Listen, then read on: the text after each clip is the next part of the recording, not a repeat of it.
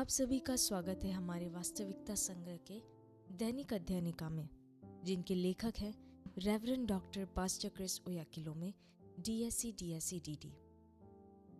आज है बुधवार 11 फरवरी 2026। आज के संदेश का शीर्षक है आत्मा में प्रार्थना करना। रोमियो के पत्र अध्याय 8 वाक्य 26 कहता है, इसी रीति से आत्मा भी हमारी दुर्बलता में सहायता करता है, क्योंकि हम नहीं जानते कि प्रार्थना किस रीति से करना चाहिए, परंतु आत्मा आप ही ऐसी आहें भर भर के जो बयान से बाहर है हमारे लिए विनती करता है। आत्मा में प्रार्थना करना हमारे लिए मसीहियों के रूप में प्रार्थना करने का सबसे प्रभावी तरीका है। लेकिन आत्मा में प्रार्थना दो भागों में है। पहला तब होता है जब आपकी आत्मा पवित्र आत्मा की प्रेरणा से प्रार्थना करती है और पवित्र आत्मा आपको आत्मा में अन्य भाषाओं में शब्द देते हैं। जैसे आप अन्य भाषा में प्रार्थना करते हैं, आपकी आत्मा ऊर्जावान होती है, एक विशाल इमारत के समान निर्मित होती है। यहूदा की पत्री अध्याय 1 वाक्य 20 से 21। पर हे प्रियो, तुम अपने अति पवित्र विश्वास में अपनी उन्नति करते हुए और पवित्र आत्मा में प्रार्थना करते हुए।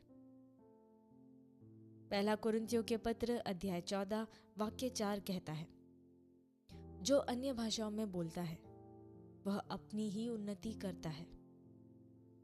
यही कारण है कि हम परमेश्वर के लोगों से कहते हैं कि वे बहुत अधिक अन्य भाषाओं में बोले।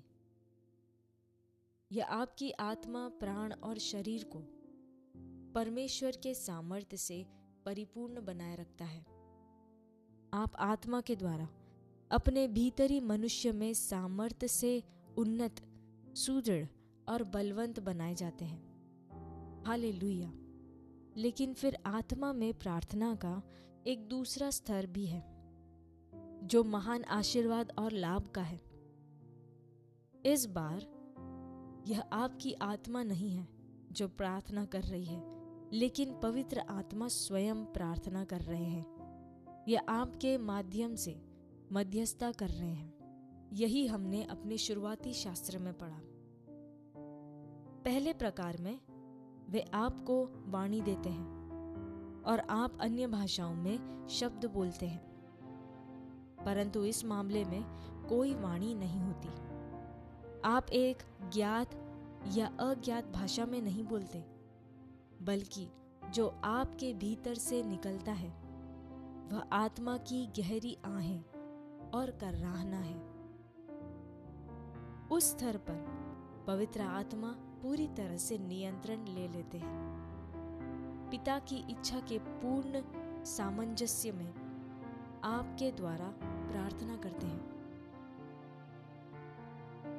जब आप पवित्र आत्मा को इस तरह से आपके द्वारा मध्यस्थता करने की अनुमति देते हैं, तो परिणाम हमेशा महिमामय होता है।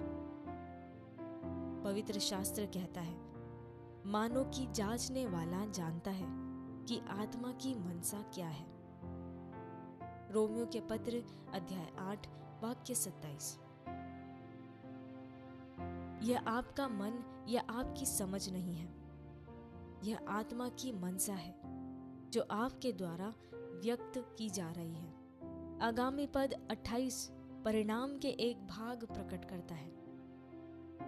जो लोग परमेश्वर से प्रेम रखते हैं उनके लिए सब बातें मिलकर भलाई ही को उत्पन्न करती है, अर्थात उन्हीं के लिए जो उसकी इच्छा के अनुसार बुलाए गए हैं। पवित्र आत्मा को आपके द्वारा मध्यस्थता करने देने से सब बातें आपके पक्ष के मेल में होती है और कार्य करती है। प्रतिकूल या चुनौतीपूर्ण परिस्थितियां भी।